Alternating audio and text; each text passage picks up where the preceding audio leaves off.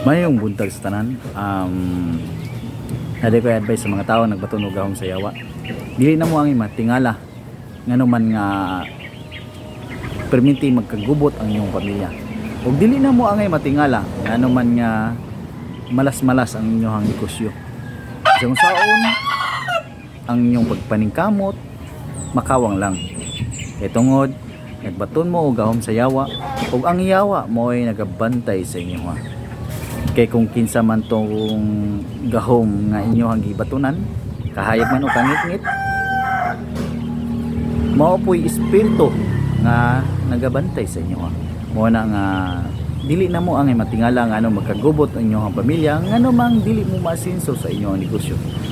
Kay tungod ang yawa nagasunod-sunod sa inyo ha. Kay ang inyong gibatunan nga gahom sa kangit-ngit mao man ang yawa. Mura na no, daghang salamat mayong buntag sa tanan.